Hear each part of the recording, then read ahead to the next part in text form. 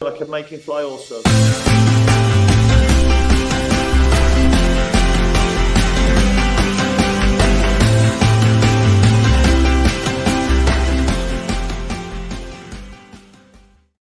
Charlotte Soccer Show. John Hayes, Danny Brams, and Anna Witte here on this Thursday evening. What's up, Tifos? It's a big day in club history. There's no doubt about that. That's why Anna is here. She's here to talk to the Tifos and give us insight, Danny Brams, into Charlotte FC's newest signing. Danny, how are you feeling tonight? The vibes are pretty good, aren't they?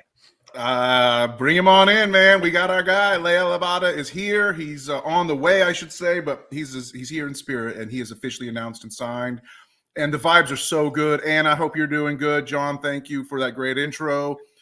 We started a couple minutes late, Joe Garcia. There's no delay. That's all Danny's fault. You can't start putting the delay on me every time. We're just being a little fashionably late. But thanks to all the Tifos that are in the chat. Thanks to everyone who might be watching this later. If you couldn't live, Abram Kuchecki says his level of stoke has reached maximum levels. I'm right there. My stoke is so fiery right now because we got our young DP winger who's going to come in. He scores goals. He gets assists, as Dean said. We're about to run through everything Dean said. But first, I got to toss it over to Anna. Welcome to the Thursday live stream for your debut. You debuted on the Sunday show last week. Now you're a Thursday debut. It's a beautiful week for you. It is. It is. Honestly, Danny, the kit that you chose to wear today, I guess the warm-up kit, that color really, I think that's what we're all vibing with right now, right? Oh, like the colorful, excited. No, I'm excited to be here. I mean, I couldn't have picked a better week to debut on Thursday. This is like a beautiful day in Charlotte FC history. I'm going to do it. I'm giving myself the solo layout here real quick just to spring up, just so everybody can see the colors. Everybody just see the colors. Yep. You look great, Danny. There's no doubt about that. And we're all everybody. It's one of those nights.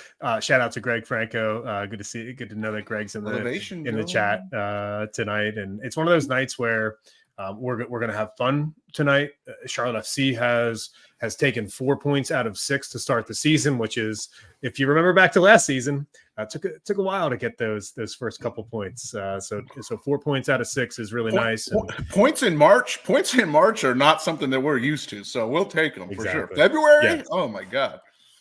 So what we're going to do tonight on the show is, of course, we're going to hear from the Tifos in the live chat, but we had a chance to do a lot today for what it's worth. We're going to share Dean Smith's press conference. So we're going to share some bites from him on the show. We're going to react to what he said. We're going to talk about this new signing, and everybody that's hanging out with us live now, just know there's a ton of content on the YouTube page. So once you're done with us tonight, you can hear from Graham Ruthven on Liel Abada. You can hear from Caitlin Kyle of MLS 360 on Apple Plus. She joined us for a chat as well.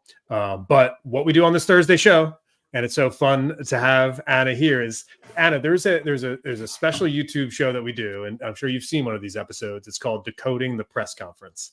Yes. And it was Danny Brams' brainchild. And as much as I love the show, this is a hybrid version, if you will, where we get to play these live clips, decoding, yeah, and we get to decode the press conference live. So we're going to start with Dean Smith on new signing Liel Abada and how this transfer got done. You were a man of your word. 7 days ago, you said we'd have a player in 7 days. Announcement coming, there'll be a player here 7 days later. What are your thoughts on your new addition?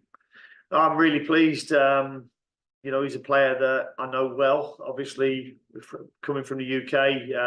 I know he's been playing in Scotland, but there's not many English people who don't know about Celtic and Rangers players because they're always in the news and they're on the TV a lot. They're both two big clubs, and to get a player of his caliber and the consistency that he's had in the last couple of seasons with Celtic is a big coup for ourselves, I believe.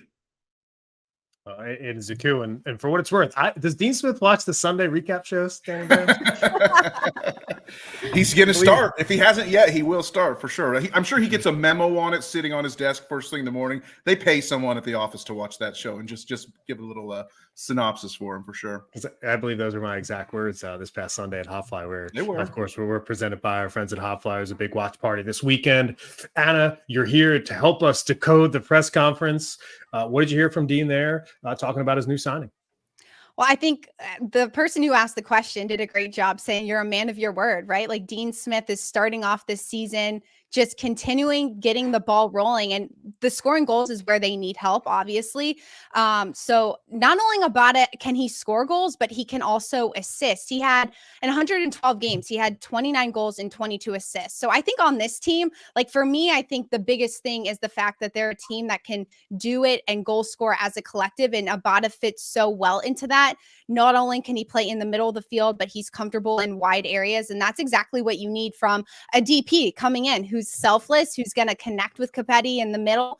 If he decides to shift into the middle, there's also going to be a connection there as well. I think he's going to be a really good addition because he's got it all. He does it all, and he does what Zoran said. We not only Dean spoke to the public, we got a little bit of a quick 5-10 minutes just to talk to Zoran about a few things he thought, and he brought up something. John, you said Dean stole your quote. Zoran kind of stole my quote from the Sunday show. He might be watching the Sunday show too at this point, or at least getting that memo. Because they start showing up to Hot Fly. I have a couple beers on Sundays. Well, he may be there this Sunday. You never know. We'll see. But he pointed out something that really struck me about Abada, which was Abada has a nose for goal. He knows where to be. Like, it's a skill because a ball can bounce a lot of different directions when it's kicking around the box, pinball style. And Zoran said this, a half a meter to the left, a half meter to the right, you're not in the right position to get the tap in or to get the finish. And Abada just has that ability to be right there in that middle, not too far to the left, not too far to the right spot. He just a nose for goal. He knows how to do it. Yeah, Dean Smith spoke about Liel Abada and what he could bring between the lines as well. He'll add creativity in the final third. He scores goals and he creates goals. I think the last 2 seasons he's probably scored 10 and created 7 or 8. If you're getting a player, a wide player that's, having 18 goal involvements a season, then that's a good player. I mean, at some point here, we have to just kind of like do a heat check, right? In basketball, where you're just like you've made 6 3-pointers in a row, and when you're coming up the floor, and everybody knows on the team, the coach knows, like you've got the total green light to let this next one fly, right? I need a heat check right now, right? I think Danny needs a heat check as well, right? Because things are trending in a really, really nice direction for this club right now.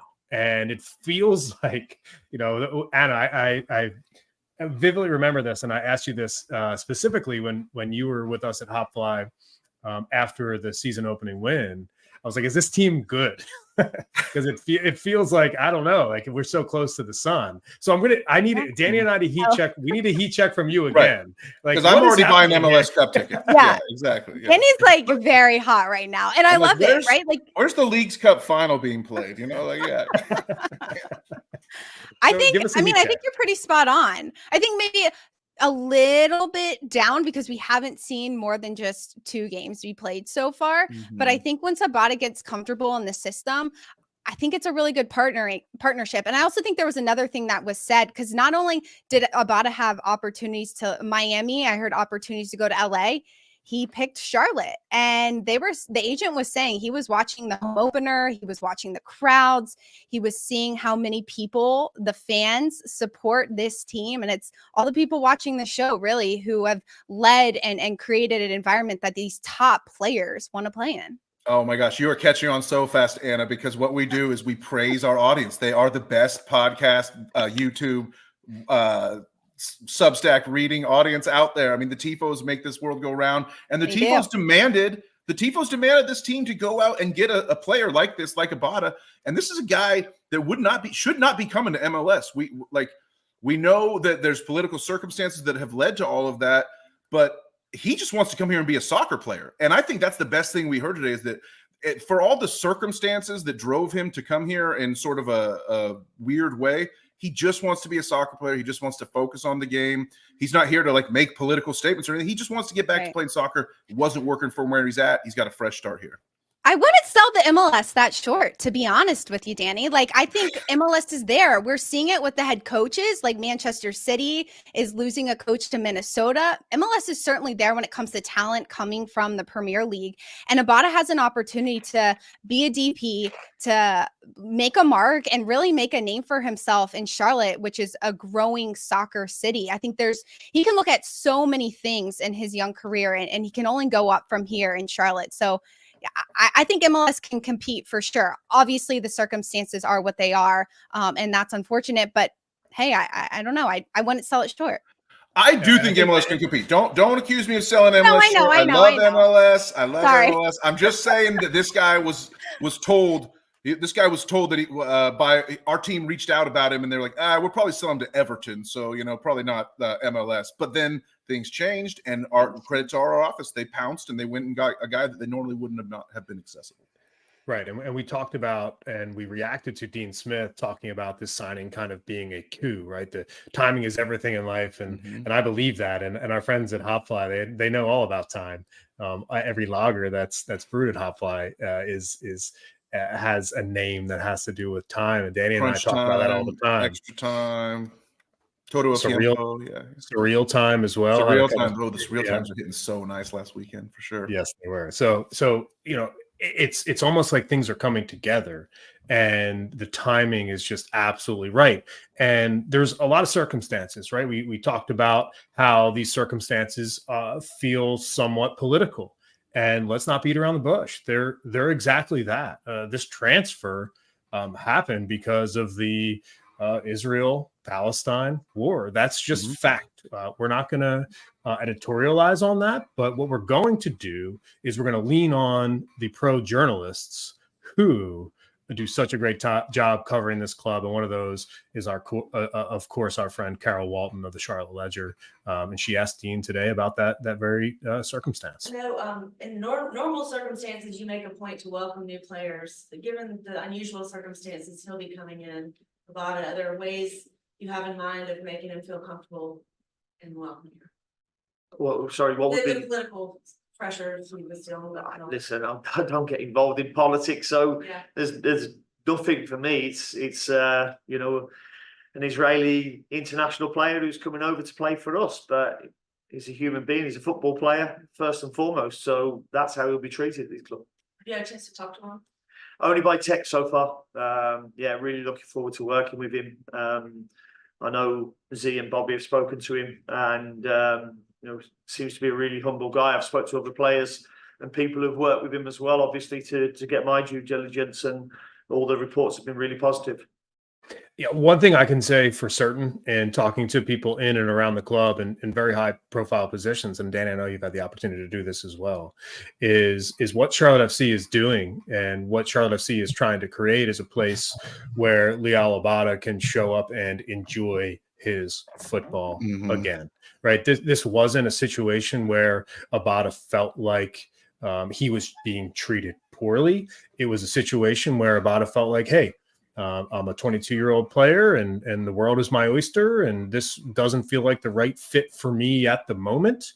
And let's go find a club that is the right fit. And I've got nothing but credit to give to Zoran Krneta and this entire organization, because there's something in sales, right? Danny Rams, you call it prospecting. You put your name out there, you get in front of people, you shake hands, you have a conversation, you just let them know, hey, I'm interested in doing business. Take my card. Exactly right. Yes. And this is what Zoran Krneta did with Celtic and with the front office at Celtic. He had a conversation a year ago saying, hey, we're very interested in Liel Abada, and this is a player that we've got our eye on. And Celtic turned around and told Zoran, Anna, they said, sorry, we're gonna sell this kid to Everton, and we're gonna try to get him to Crystal Palace here in the next 5 years. So what it is, it's a great example of how timing in life sometimes is everything, and then the work that you put in throughout the process sometimes rewards you down the line. And it's just nice to know that amongst all of this political uncertainty, right? and someone can be in a bad position. All of a sudden, you've got a chance for new life, and Liel Abada has that here in Charlotte. And what I love to see is what I'm seeing in these comments right now from the Tifos here on the live stream on the Charlotte Soccer Show YouTube, which is support and like just can't wait to welcome this guy. And we're so stoked because when you watch video clips, when you watch the highlight reels of Abada out in Celtic, some of his biggest goals, he would run straight to the supporters and like celebrate with the supporters and like get in the mix. I'm sure you saw that, Anna. And like, and we, you know, it's going to be a little bit harder for him to like jump in with the supporters. He could climb the crown like Carroll did that one time. But what he said, and you said this, Anna, about his time of why he would have chosen Charlotte specifically in the MLS. We asked Zoran about that also, and he said the videos further down the channel on this channel, and he said it was important for us that we identified he wanted Charlotte over any other team, and then we went to go further down the road with him. And the reason we found out that he wanted Charlotte was because of everything that Charlotte shows to the world. Like I said, he loves to celebrate with the Celtic supporters. He's going to love to celebrate with us. And he wanted to find a place that was drawing 30,000 a game, 60,000 for big games, had the big support, had the big ritual and all the, you know, the bells and whistles. That kind of stuff appealed to Liel Abada. And it's great to know that all the work that our club has put in for 2 years, even with the chip on our shoulder and like being mad at MLS Pravda and everyone, you know, everyone rates us low and blah, blah, blah.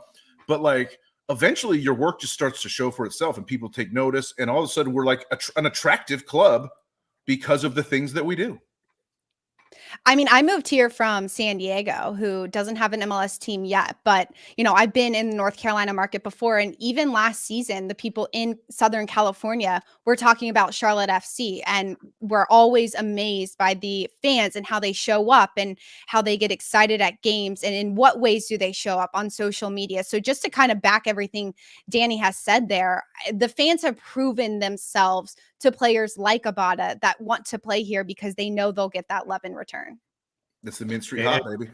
It is the Mint Street Hop, and it's why I think the people at MLS Season Pass, the people, our friends at Apple, have decided once again, Danny Brams, to put Charlotte FC as the free match of the weekend. You don't even have to subscribe.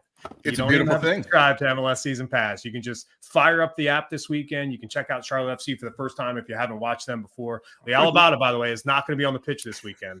For what it's worth, they're going to have to wait a couple weeks. Wish it happened that fast. It unfortunately does not here in the United States. The visa process works slowly. We've circled potentially Liel Abada being on the bench for the match at home against Columbus, but that following week we're welcoming Cincinnati. It's 2 weeks in a row against teams from Ohio, the Supporter Shield winners and the MLS Cup winners, back-to-back week here. The next two home matches in Charlotte, and we're hoping that Liel Abada is available for that second one against Cincinnati. Yeah, remember what we also heard today, John, is that he actually will probably go to Israel. He'll go because the Israeli national team faces Iceland in a playoff match to get into the Euros 2024. So I might actually be cheering for Iceland in that one. I mean, I like Liel. I want his national team to be good, but I don't want him going to play the Euros right after we signed him in the middle of the summer. So I'm going to be hoping that one goes our way personally. But yeah, I think he should be in a perfect world if like all the planets aligned and America had its, the American government document processing centers had their shit together, which they probably don't.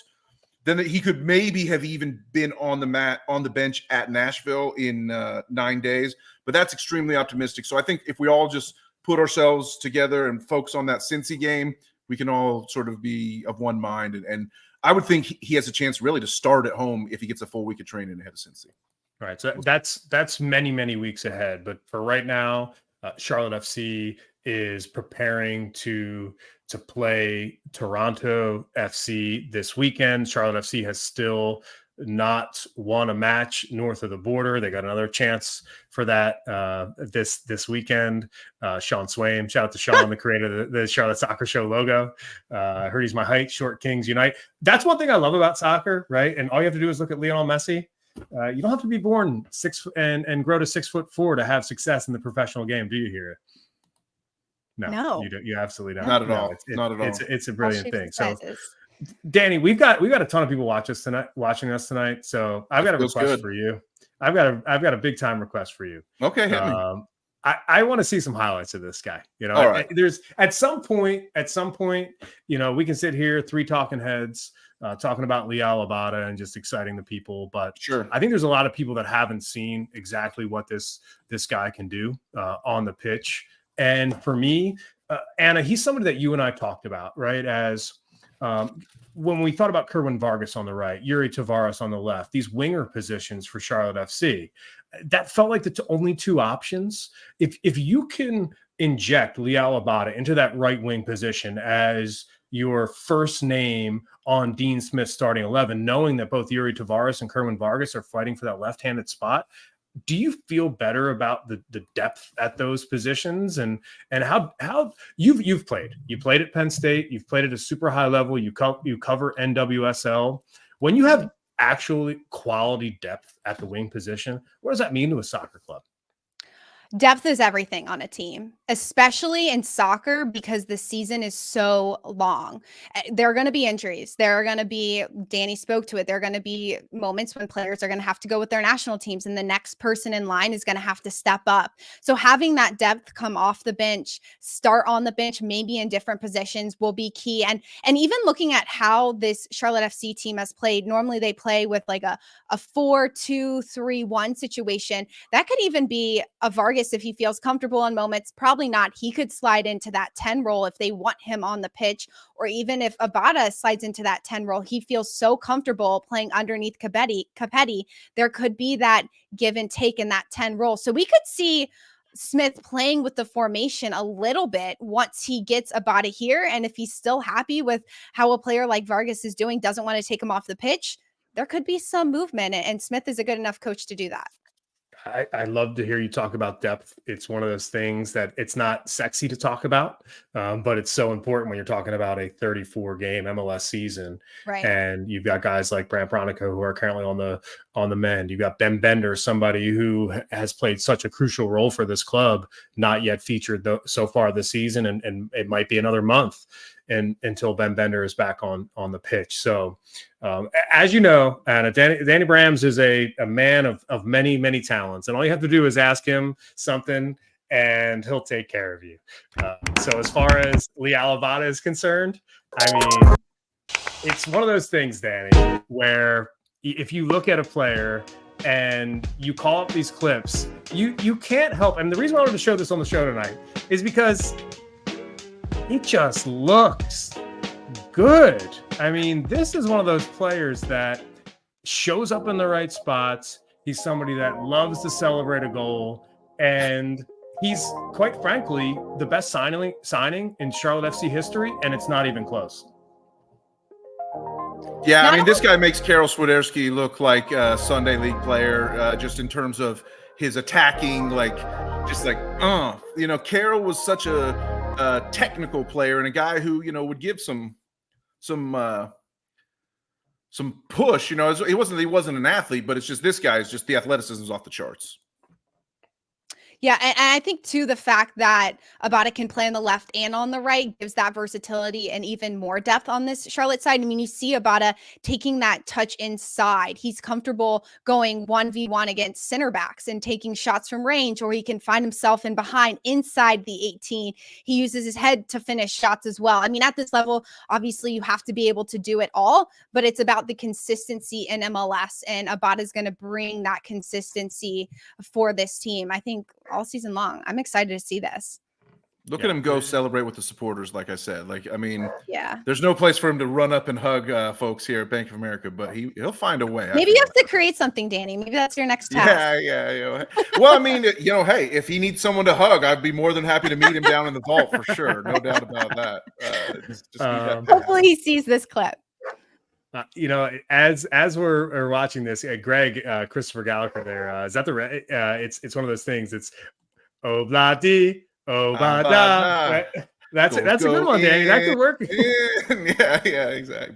There's I love Obladi. That's like one of my top 5 Beatles songs. I love Obladi. I love Greg. Greg's always working on the chants. Greg's a chant master extraordinaire. I got one for you, Greg. I'm going to go Bob Marley. I'm going to go Abada, Abada, Abada. Push it some more. Goals are gonna make you sweat. You can't sweat no more. I love it, man. Unbelievable. This guy, Yes. we're going to be singing songs about this guy. I can't wait. I mean, and you got, I mean, come on. But can you wait to see this guy at the bank? This can be amazing. No, I can't. I'm I excited. mean, I just said the you bank. That's how like hyped up I am. As I just said, my least favorite nickname for the stadium. No, I texted Annie. Anna. I texted Danny before the show, and I said to him, I was like, "Hey, you know, the things that are like starting to happen here, you know, you have to obviously listen. I'm a trained journalist. I have a degree. I've been in the business my entire life, and I kind of you know, show up on this show and we call ourselves fanalists. But at the end of the day, like I try to look with a trained eye on, you know, what's happening at a soccer club. And right now, I think that Charlotte FC, because of Dean Smith, because of this signing, because of the ambition to sign another player this summer, right? There's an open DP spot on this roster. And David Tepper is one of the richest owners in global football. You're talking about a top 10 owner as far as wealth is concerned. That makes you think that I'm not saying that Charlotte FC is going to win the Supporter Shield this year. Everyone keeps talking about a stacked Eastern Conference, and I've got to just finally come out and say it, Danny. Do you know why the East is stacked this season? Because we're in it. Because Charlotte FC is fucking good and really good in their third year. And every single team that came into the Eastern Conference this season and was thinking, oh, yes, we've got a chance to win. Look at Miami. There's super team. Miami, Cincinnati's coming out of the Supporters Shield. Little did they know that all of a sudden, after Christian Latanzio got fired, that Charlotte FC started to brew something in the back of Atrium Health Performance Park, right? They got the wheat, they got the barley, they've got the bitters, they got everything they need, Danny. they're stirring it up, and all of a sudden, I'm starting to think that, listen, if I were to give you a real like projection into where I think Charlotte FC finishes on the table right now, I would say 4th in the East. I think that's a fair projection. I'd say 4 or 5. That's a reset of expectations right there, baby. I will say you talk about how this team grows. In fact, after Abada came to the table, I was thinking about, I actually was at Charlotte's first scrimmage, so to speak, against the Charleston Battery 2-3 years ago now. And that team, man, was not good. Like, I was there with my dad and we looked at each other and we're like, is this what Charlotte's going to put on the field this season? Because obviously it was the first year. They're trying to create a team. I get it. But we've seen teams in other leagues really start off strong. Like San Diego Wave and NWSL, for example, really made a huge leap in their first year. Charlotte didn't. They made some waves. They made some waves. They certainly did. They made some waves with those kits this season too. I'll say that. But this year, I think Charlotte's doing even more, obviously, with the coaching hire and then building from there. But it's small steps. Like, you don't want to go out guns a-blazing, spend a ton of money, and not make the right picks that fit what you have. And Charlotte has all the key pieces who fit in their salary cap, and now they're starting to get the DPs who match that. It feels good. And speaking of a DP, Enzo Copetti is that for Charlotte FC. And I had the opportunity today to ask Dean Smith, hey, what's going on? Enzo Copetti is not scoring goals right now. And you could talk about no shots in week 1. And you could talk about a big chance missed in week 2. So what is Enzo Copetti doing? When Enzo Copetti isn't scoring goals, what is he doing?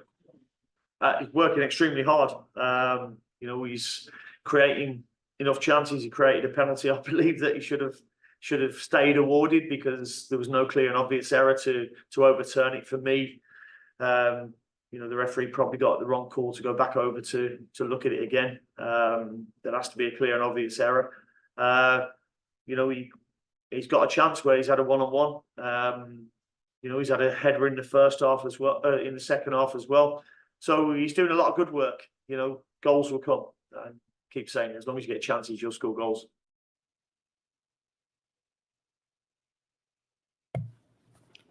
Check your mic, Johnny. But let me just jump in and say I'd love to hear this is yet now Dean is echoing the Sunday show again, because that's exactly what Anna was saying about Enzo Copetti, is that it's all about his work rate and being the tip of the spear. And like, you need to be able to look a little deeper and see beyond just goals, the impact he's making. Right, Anna? Oh, absolutely. I mean, in week 2 too, he had 3 shots against Vancouver, which is something.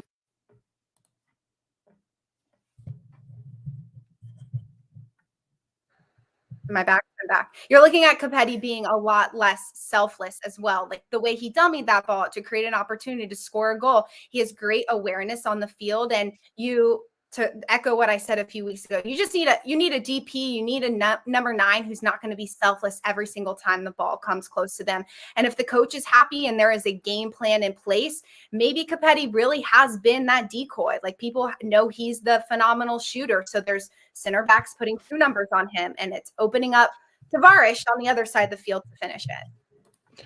It's one of those things, and the reason why I wanted to tee you up on that is just simply because I thought it was a great pick to have Enzo Copetti man of the match, and there's things that he's doing off the ball that don't show up in the stat sheet. So what if, and this is what I'm concerned about, and I'm starting to see this brew a little bit, is that if Enzo Copetti doesn't score a goal against Toronto FC on Saturday, all of a sudden you're talking about 3 games, no goal scoring contributions, right? And then you're heading into that next week at Nashville. And if Enzo Copetti doesn't have a goal scoring contribution there, then I think you can officially say that his season is off to a really, really, really tough start. So I'm not raising my hand and saying, hey, this is a problem right now, but we need to understand what Enzo Copetti is doing when he's not scoring goals, because he still is contributing to the squad. Well, I think it's one of the things that we talked about with Kaylin Kyle from Apple earlier today. She said the thing that excited her the most about the Abada signing was opening up the pitch for Copetti to have more space and to focus, or either to have more space or just focus on staying central, is the way she put it. And Abada should be able to create for Enzo. I do think we've been going about 30 minutes on Abada here. We'll probably get more into some hardcore Toronto preview now here with the second half of the show. But before we do, I just want to give a couple more submissions for Abada chance from the Tifos, because the Tifos have been coming strong. This one's great. Blue, that's good. Blue, and I have Abada. I have Abada. I have Abada. Yeah, well, that's a great one. If we could get the whole Fortress doing that, that would be amazing. I love Credence.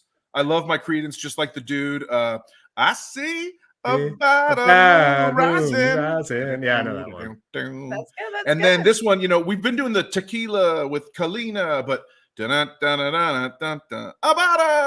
I think that's pretty good, but I can't get that Bob Marley out of my head. Abada. It's going to be fun. It's one of those things where it's going to be fun, and it's really nice to know that the Charlotte FC is playing on the road this week, playing on the road the following week at Nashville. So everyone's got a couple weeks here to get their chance together and figure out how we're going to coordinate this. How about a Copetti brace? Anna, you think a Copetti brace like Casey Williams is calling for, is that possible this weekend? I think Casey has a good prediction. I think that's something that he feels the pressure as well. He knows that he needs to get some goals on the board. And Toronto hasn't conceded all year. I know. And Charlotte FC, I mean, it's winning and tying. You're finding goals in the back of the net, but now we need to get 2-3 goals in the back of the net in these games. Dean Smith today had a chance to speak about Toronto FC and the challenge that lies ahead for the Crown. I watched both their games. I mean, fortunately for us, the game was on Sunday, so I could watch that live. I thought they were fortunate to win the game, and they'll probably admit that themselves. I thought New England had some really good chances during the game. And I think over the 2 games, their goalkeepers had a really good game, so he's kept them in, a couple of the games, but they've shown some attacking flair themselves. Bernardeschi has had a number of chances in both games. The teams against him have got some good blocks at times. I thought, so it's going to be a tough game for us, but, as I've always said, we'll respect the opposition, but have no fear. Dean Smith, he just brings it every time, doesn't he? Yeah. It's like, Anna, there's somebody who said this, Danny Rams, you called this out. Somebody, you and I offline, I told you, I said that Dean Smith is like the opposite of what Ted Lasso was, right? Right. He's He's the an reverse English, Ted Lasso. Yeah, exactly. he's an English manager Funhouse coming to here. the United States to a market that is full of just like red-blooded Americans who just love their American football. And here's Dean Smith every week taking the microphone and saying things like that. And it's just intoxicating, you know. It's like we're not afraid, you know. It's like we're going to respect our opponent, but we're never going to be afraid of our opponent. What's that do to a locker room when a manager's like that? When managers are extremely honest, Yes. yeah, I think it's really good when managers are honest, and honest to an extent where he's also very positive about his players. You don't see him in these press conferences saying, oh, Copetti has to get a goal, or, oh, Abada, when he steps on the field, I have this expectation. He has expectations, but they're met with an applause as well. And I think Coach Smith just comes in with experience, and these players respect him, and they want to play hard for him as well. They want to get these goals. They want to get these wins. This Toronto game is not going to be a Toronto game that we've seen in years past, obviously, with how John Herdman has come in as a head coach and changed things around. I think this is going to be such an exciting game because of the two managers that are at the helm. I know Kaylin Kyle kind of spoke on it, but she kind of like stole the words right out of my mouth with what these head coaches really have done for both of these clubs. It's a great manager matchup for sure. And John Herdman is somebody that knows how to play at a high level, and he's got two DPs, Insigne and Bernadeschi as well, that our friend Steve Goldberg, a great reporter who covers Charlotte FC, asked about today. How do you solve a problem like Insigne and Bernadeschi? You have to solve it because that's what you're coming up against. I watched both of them players playing in the Euro Championship against England in the final 4 years ago now. 3 years ago, 2021. Exceptional players. You know, in Toronto, have got some really good players. They've got Matty Longstaff, who's just gone in there. They've got Kevin Long, who's now there at centre back, who I know from the Premier League. So yeah, they've got some really interesting individuals there. But we have to concentrate on ourselves more than them. You know, we've done very well defensively. We've restricted the opposition. You know, we're probably coming up another level now against them two players who you mentioned. So our concentration levels have got to be good, but as I said earlier, then distances for our defensive formation's got to be good as well. Danny Brams, you wrote an amazing column today on Andrew Privet. Hang on. I appreciate that. We will get back to that because I'd love to hear good things about my column. But hold on 1 second. Steve Goldberg, how do you solve a problem like Insigne? The music references are mine, buddy. Stay off my turf. I'm the one who makes the musical song references here, buddy. Okay, sorry, Johnny. I'm gonna be 100% honest with you. I don't know what music reference you're talking about. It's the sound of music. How do you solve a problem like Maria? How do you solve a problem like Maria? In the Italian countryside, he's making an Italian joke. I mean, I get it, Steve. I see what you're doing, but Anna, there's just like nothing that will ever get past our friend Danny Brams here on the show. When it comes to those two designated players, right? Two of the best players in MLS, two of the biggest goal scoring threats in the league, right? You had a chance to talk to Andrew Privet earlier this week. You wrote a great column about him today on our Substack, Charlotte Soccer City. If you don't follow us on Substack, make sure you're there. And Andrew Privet talked about iron sharpening iron. And here's another chance for him to do that this weekend, Danny.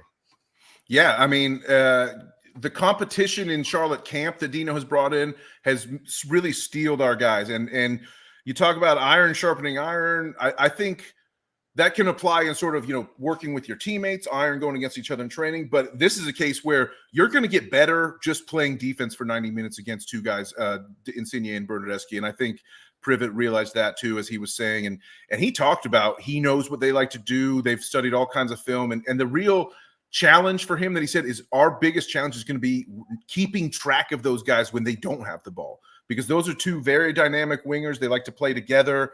If we talk about New York City was kind of a hybrid, and New York City was still trying to figure out their offense. I would say they didn't really know what they were doing. I would say Vancouver, very central, very much pushing through Gauld, trying to find two guys in the box, trying to play triangles up the middle. Toronto, the attack's going to come from the flanks. It's going to come down to both sides simultaneously. And these guys are going to be crossing to each other. And one guy will cut from the wing to the center to find a pass and things like that. So it's a different defensive challenge than what our guys have seen so far this year. And the iron better be sharp, baby. I'm telling you. I think it's also good too that Privet's going to be playing more closely with Malanda. Like he's going to have that communication piece. When the balls come from the wide areas and you're playing a center back position, you're going to be passing off players. You're going to be communicating constantly because you're not going to see the field in front of you. You're going to see the field from the left or right of you. So that's going to be something to watch too, is what does that partnership look like in those crucial moments when they're defending massive DPs and the ball's coming from wide areas. That's a good point, Danny. Johnny, check your mic real quick. But my fault. One thing that I love to see was the fact that you talked about like center backs Anna prepping for this weekend. What did we see when we were watching open practice this week? We saw Dean Smith working with the center backs, clearing headed balls out of the box. I mean, this guy's all over it and prepping for it, right? So there's really simple things that a center back can do to make life easier for his teammates, and it's clearing the ball. Let's not get fancy. We don't have to play pretty football. We don't have to kick it deep. Play fancy high football. And wide. Exactly right. And when you're on the road against players like this, if you see a threatening player in front of you, get stuck in, clear the ball, and then do it again the next time the player comes around. And I thought there was one interesting comment in the chat. It might have been from Casey, but it was from Nick. It's so nice to trust the manager's judgment for a change. Dean is top shelf. And I think the reason why I wanted to share that comment was just simply because in the past, when Charlotte FC was going up to Toronto to play and Christian Latanzio was at the helm, it's like you had no clue what this club was going to do on the pitch. You didn't even know what the formation was going to be. Right. But with Dean Smith, it's just very basic. It's very simple. It's a 4-2-3-1. It's a 4-3-3. It's a 4-4-2. And everybody's comfortable with that, and they're not afraid to execute. Can I have one small criticism from the Vancouver game? I know we're all hyped and excited, and it's a good thing. Please, we got keep it real. We need to keep it real for sure. Yeah. The defensive set pieces. You cannot let the ball go through and that not be communicated that there's someone coming through. And it wasn't just the goal. There were two other defensive set pieces where they got really lucky. And that's why I think Smith specifically was coaching his center backs, because it's their job to communicate those types of moments. So making sure, and Vancouver is probably one of the best teams in the league at set pieces, but even against Toronto, this is a new team and a new head coach. So making sure that we are set defensively, even if it's corner kick opportunities from them as well, that's going to be a big crucial piece for Privet in his young career. It's really exciting to know that both of these center backs, they're super young, they're super impressionable, and they've got a manager who played that position and coached that position at the highest level. So if I'm Andrew Privet right now, right, Anna, take me into this player's mind, if you would, right, where you're a young player and you want to grow your own personal career, right? But you're thinking about the team as well. But you have to find a way to balance that, right? Where it's like, I'm going to be a team player, but I also want to get the most out of my career. How do you balance that? And do you think Adilson Malanda and do you think Andrew Privet are young players with an opportunity to kind of see their careers skyrocket because of their situation right now? Definitely. Well, Privet's on the right foot because he's a Penn Stater. So he's already got the right frame of mind. Yes, he does. I'm just kidding. That's coming from a Penn Stater. But all seriousness, it is important for them to play together and communicate together. Coach Smith not only is he a smart coach, but he sees the game well. Like when he talks in press conferences, he already knows his players and can kind of read their minds and situations. So it's important to follow your career, but I think it's a day at a time when it comes to big picture career. Right now for these center backs, it's about making sure that they are constantly communicating, figuring out what each other's weaknesses and strengths are, and making sure they're able to balance off of that. And that's what is always important. Whenever I'm calling games, I always ask about the partnership between two center backs. who's the center back who's stepping to the ball and who's the center back covering in behind. And that's where Privet and Melanda and Coach Smith and their staff are probably trying to figure that piece out. But right now, you're this young in your career. You're just focused on Charlotte FC being the best that you can be and making sure that you're always healthy, ready, and doing whatever the team needs off the field as well.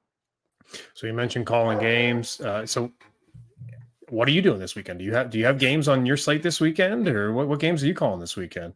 No games this weekend. This is my last soccer-free weekend. I've got 4 games on tap next weekend. The Challenge Cup game, and then 3 regular season games. NWSL kicks off next weekend, but this weekend I'm in Charlotte, so I'm free.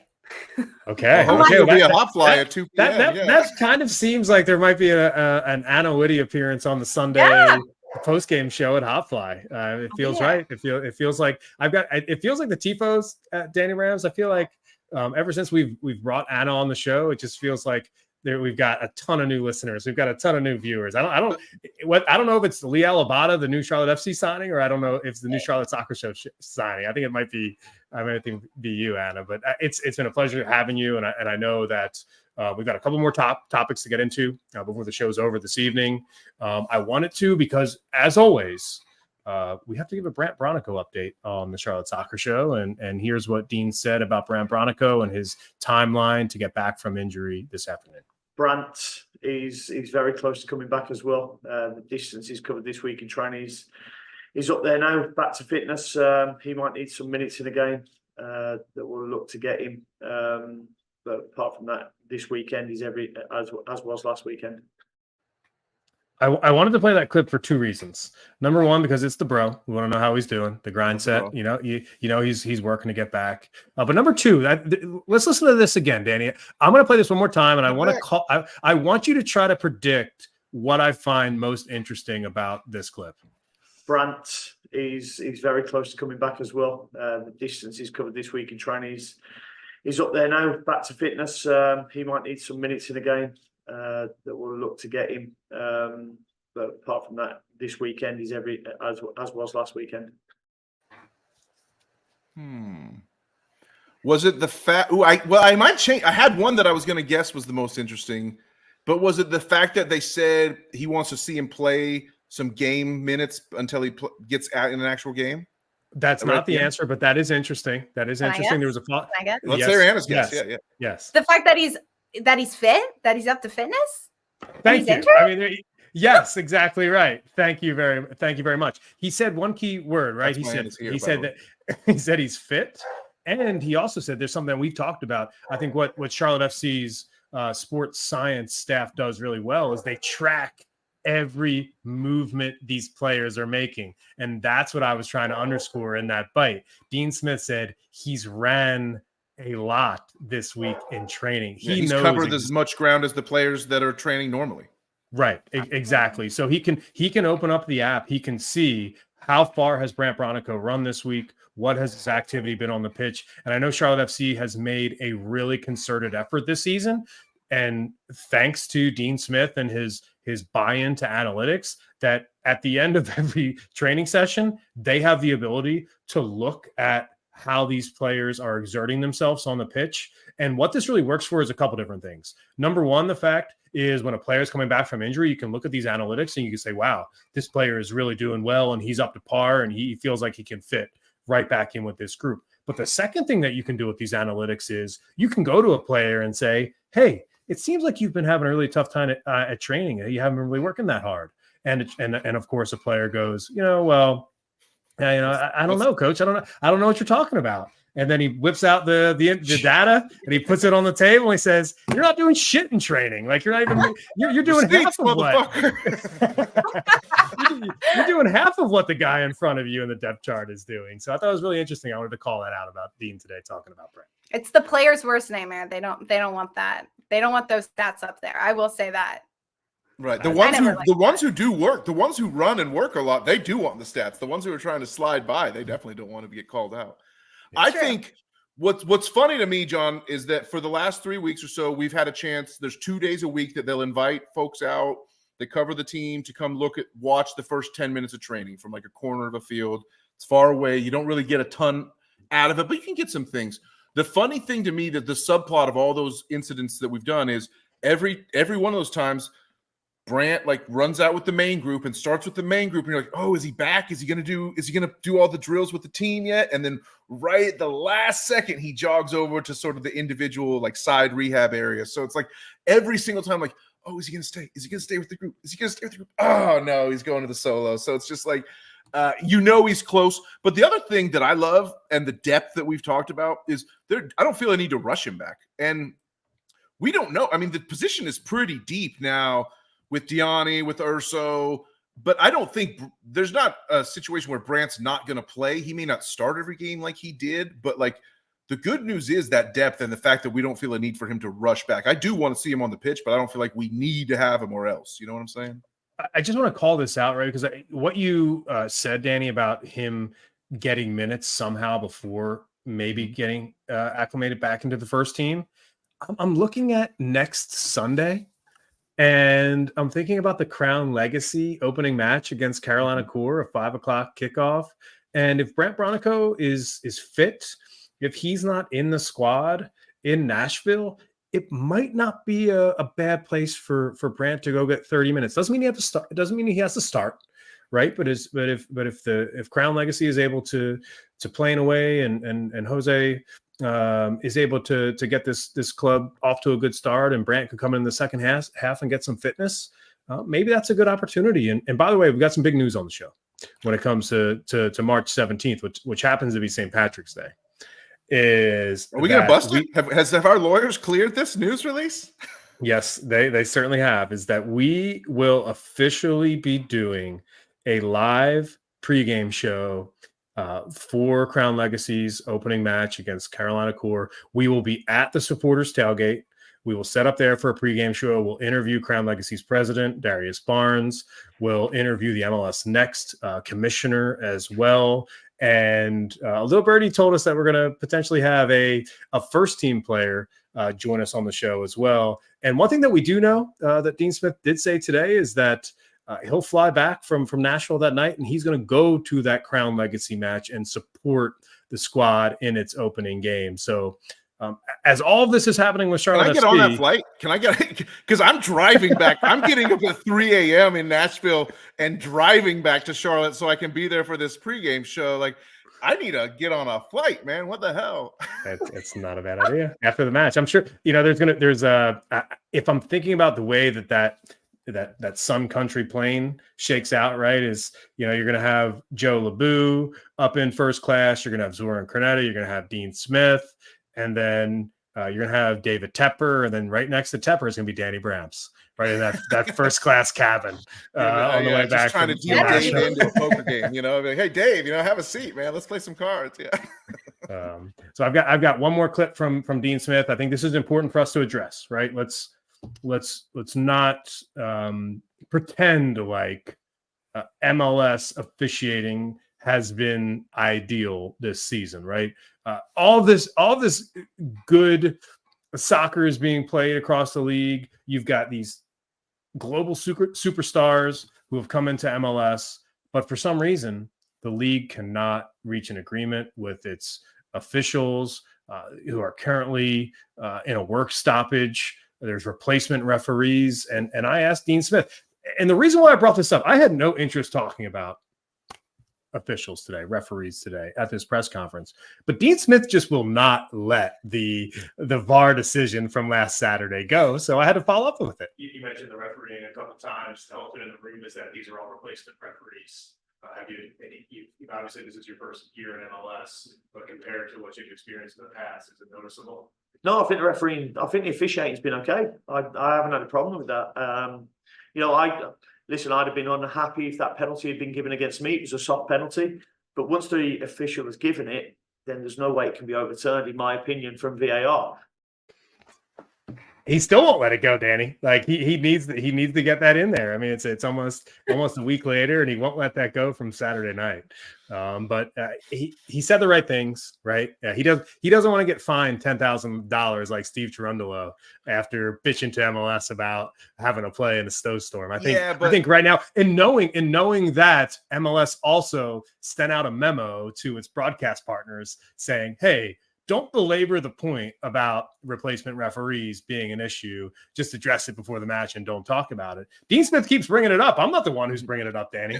Dino's 100% getting fined before the season's over. I mean, they should just start putting the money off to the side right now because, like, if he's already, like, at this point, like, he's 100% getting fined. Like, Dino's fine. Just if you could put a bet on that in the new DraftKings sportsbook that won't stop advertising on North Carolina airwaves, Right. then I would say then do it. But I want to know from Anna if my take is valid here, because I really just strongly believe, as much as I'm like dyed in the wool, like union, like I support labor, I'm a man of the working class, I believe in collective bargaining, I hate when ownership exploits their workforce, but like I just don't have any. It's so hard for me to be sympathetic to the original MLS referees. I don't know, because I just was never impressed with their work. Am I just an asshole? Or like, what do you think, Anna? I don't know. Gosh, you're putting me.